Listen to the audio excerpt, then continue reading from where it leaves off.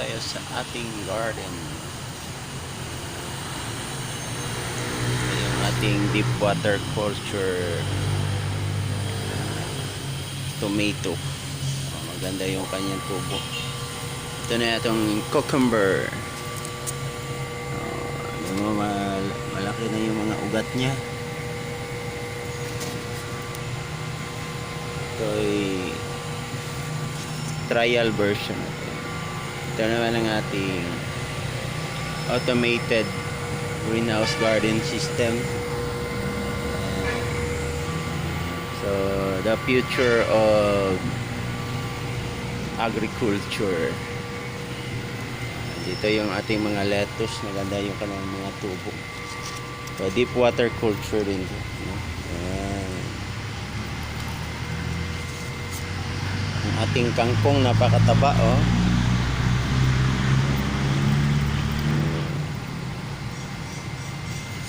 Deep water culture system ito. Ito naman ang NFT.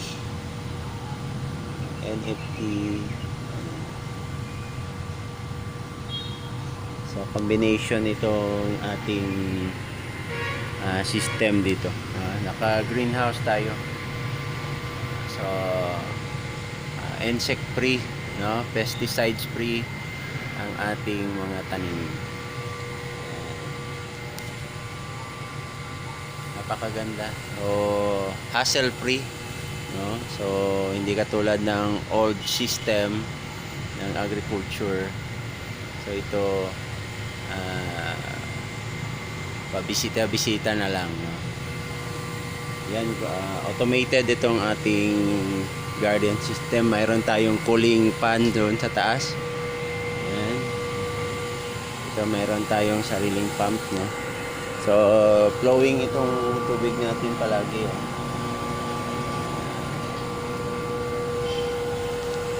Controlled by our automated greenhouse gardening system. Ito ay prototype na ginawa natin na pinunduhan ng DOST Tapis na i-invent nila, no? So ito na yun, maganda ng resulta ng after 1 year, no? So ang ating pagsasaliksik sa ating research project na ito. Hopefully by next year maka-expand pa tayo na mas malaki-laki. Okay, thank you.